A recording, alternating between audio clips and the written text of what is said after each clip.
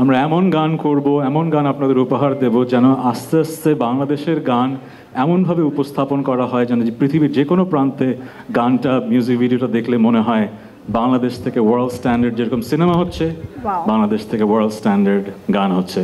So thank you Shakib Khan এবং রিমার্ক for making the entertainment industry a global standard one. Thank you দুজনকে। আরও একবার আমাদের শাকিব খান, আমরা কিছু শুনবো আপনার কাছ থেকে। ডায়লগ?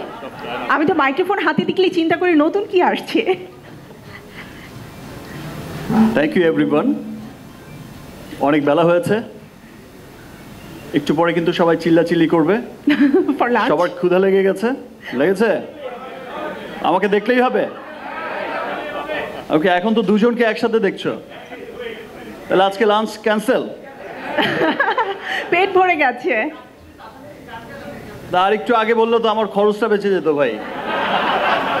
আর নেক্সট থেকে যখন তাহসান ভাই আসবে বা আরো অনেক সবাই আসবে, তখন শুধু লাঞ্চ বার। এন্ড প্রত্যেকটা প্রোগ্রাম তাহলে বিফোর লাঞ্চই হবে, সো বেটার। আমরা শেষ করতে চাই। সত্যি খুব ভালো লাগছে, সত্যি এই যে সবাইকে দেখি, প্রতিনিয়ত দেখি, এই যে চমৎকার একটা কথোপকথন, একটা সুন্দর ভাবের আদান প্রদান, সবকিছু জানা শোনা, কথা হওয়া, এটাই খুব ভালো লাগে। এবং এভাবেই আমরা কাজ করে যাব, এভাবেই আমরা এগিয়ে যাব ইনশাল্লাহ। আর আমাদের দেখা তো হতেই থাকবে, ডায়লগ তখন বলবো। Thank you. আমাদের কাজ তো আসলে মানুষকে গান উপহার দেয়া, কিন্তু আমরা যখন ফেমাস হয়ে যাই, সেলিব্রিটি হয়ে যাই, আমাদের মধ্যে এক ধরনের উদাসীন কাজ করে, যে আমরা মনে হয় যে অনেক হিট গান হয়ে গেছে, আর গান করতে হবে না। কিন্তু আমার মনে হয় যে আমরা যদি গান করতে থাকি তাহলে আমাদের লেগেসি বেঁচে থাকে। যে কারণে আমি ওনার এত প্রশংসা করলাম যে এত বছর ধরে হার্ড ওয়ার্ক করে উনি এখনও বেস্ট কাজটা দিয়ে যাচ্ছেন। আমার মনে হয় মিউজিক ইন্ডাস্ট্রিতে আমরা এটা কম করছি। সো আত্মসমালোচনার জায়গা থেকেই গান বেশি করব, এবং রিমার্কের সাথে যেই আমার যুক্ত হওয়া, প্রতি মাসে একটা করে আমি গান আপনাদেরকে উপহার দেব। শুরু থেকে গানের জগতের মানুষ, গানেই থেকেছি। মাঝখানে আপনাদের অনুরোধে হয়তো কিছুদিন অভিনয় করেছি, ভালো লেগেছে, মানুষের ভালোবাসা পেয়েছি, কিন্তু আসলে এখন যেই বয়স, বেছে বেছে আসলে শুধু গানটাই করতে চাই। বুঝতেই পারছেন শাকিব ভাইয়ের আমন্ত্রণে যেহেতু রিমার্কের ফ্যামিলির মেম্বার হয়েছি, যদি সেরকম কোনো আমন্ত্রণ ওনার কাছ থেকে আসে, হ্যাঁ করতেই পারি। না, সিনেমা নিয়ে পরিকল্পনা নেই। একটু আগে যেটা বললাম যে বয়স হয়ে যাওয়ার সাথে সাথে মানুষের মাঝে এক ধরনের উইজডম আসে।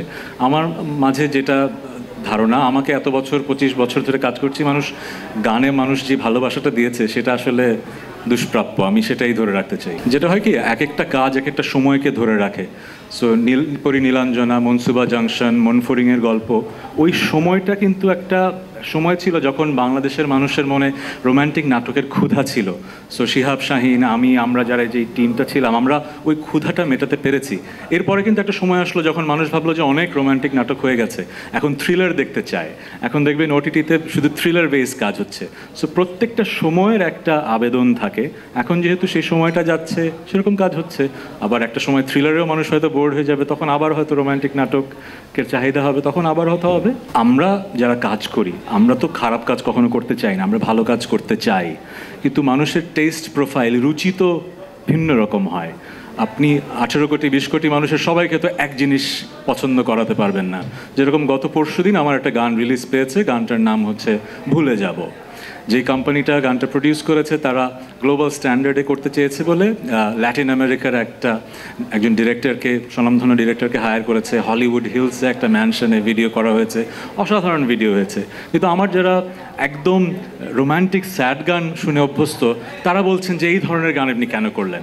কিন্তু আবার অনেক মানুষ বলছে যে ওয়াও, এরকম ওয়ার্ল্ড ক্লাস একটা গান এবং ভিডিও আপনি করলেন।